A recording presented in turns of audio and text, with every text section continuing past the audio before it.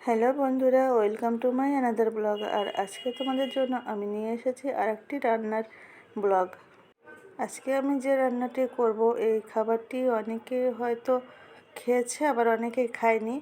বেশিরভাগ লোক হয়তো খায়নি, আমার কাছে যা মনে হয়।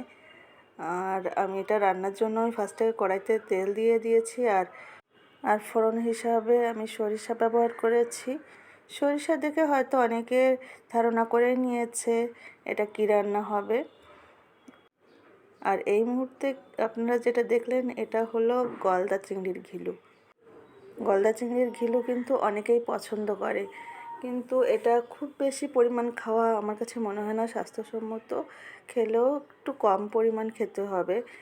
আমি কড়াইতে সামান্য তেল ছিল, তার ভিতরেই কিন্তু গলদা চিংড়ির ঘিলুটা দিয়ে দিলাম।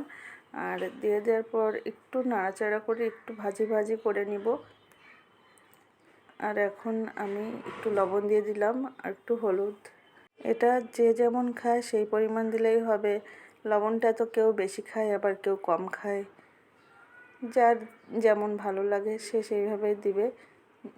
আমার তো মনে হয় ঝাল লবণ সব কিছুই যার যার নিজের ব্যাপার, কারণ কেউ ঝাল বেশি খায়, কেউ লবণ বেশি খায়, কম খায়, এমনটাই হয়। আর আমি এই পর্যায়ে এর ভিতর একটু জল দিয়ে দিয়েছি, খুব বেশি দিইনি, কিন্তু আমি খুব অল্প পরিমাণ দিয়ে দিয়েছি। আর এখন আমি এটাকে বেশ খানিকটা সময় নিয়ে জাল দিব। আর এখন আমি এর ভিতর দিয়ে দিচ্ছি তেঁতুল। এই তেঁতুলটা আমি আগে থেকেই জলে ভিজিয়ে রেখেছিলাম, ভালো করে চটকিয়ে আমি তেঁতুলের খোসাটা ফেলে দিয়েছি। এর ভিতর খোসাটা দিলে কিন্তু খাড় খাড় একটা ভাব হবে, সেজন্য আমি এটাকে ফেলে দিয়েছি। আর আমি এখন একটু ঢাকনা দিয়ে এটাকে বেশ খানিকটা সময় চুলার পর রেখে রান্না করব। পুরনো তেঁতুলের টক রান্না করতে গেলে তেঁতুলটা কিন্তু বেশ ভালোভাবে জাল হওয়া লাগবে। কড়াইতে বেশ খানিকটা সময় যত বেশি জাল হবে তত বেশি স্বাদ আসবে। আর আমি এখন এর ভিতর আমার কেটে রাখা ফোড়নের সরিষা দিয়ে দিব। এভাবে কিন্তু কাঁকড়ার ঘিলুও রান্না করে খাওয়া যায়। আর আমার তো ওইটাই বেশি পছন্দ, কাঁকড়ার ঘিলুটা। কাঁকড়ার ঘিলু বলো আর গলদার ঘিলু বলো, টকটাই যেন আমার একটু বেশি পছন্দ। আমার মতো আর কার কার এমন টক পছন্দ অবশ্যই জানাবে।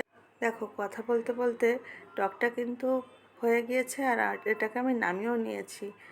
কি সুন্দর লাগছে দেখো। এইটা দিয়ে কিন্তু পুরো এক প্লেট ভাত খাওয়া সম্ভব। গলদা চিংড়িটা অনেকে ঝালটাই খেতে বেশি পছন্দ করে, কিন্তু আমার কাছে টকটাও বেশ লাগে। সারা বছর বাজারে গলদা চিংড়ি পাওয়া গেলেও এই সময়টা একটু বেশি যায়। তাহলে যার যার পছন্দ এক্ষুনি বাজার থেকে কিনে এনে রান্না করে ফেলো। সবাই ভালো থাকো, সুস্থ থাকো, টাটা।